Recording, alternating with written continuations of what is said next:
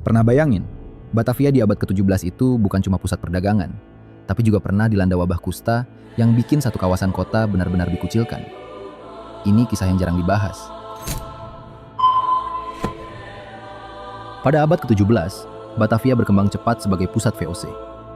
Orang dari berbagai wilayah datang, pedagang, budak, pekerja, hingga tentara.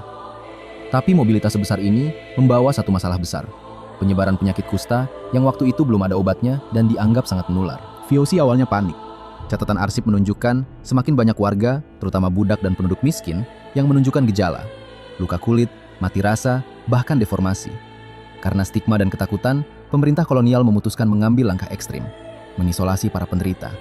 Sekitar tahun 1600-an akhir, VOC membangun kawasan khusus bernama Leprosarium, atau tempat karantina kusta yang berlokasi di Angke, Batavia Barat.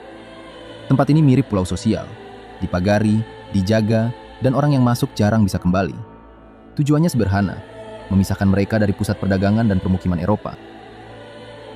Dampaknya besar, banyak keluarga tercerai, banyak pekerja hilang begitu saja dari catatan kota, dan stigma terhadap kusta makin kuat. Dalam laporan VOC, penderita dianggap ancaman bagi stabilitas ekonomi, karena jika wabah meluas, investor dan pedagang asing bisa takut masuk Batavia.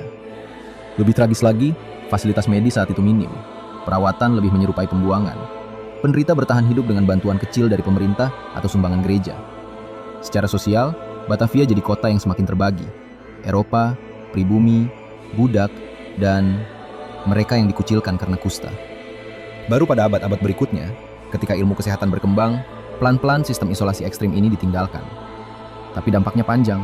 Stigma terhadap kusta di Indonesia bertahan ratusan tahun, dan sebagian akarnya berasal dari kebijakan VOC di Batavia ini.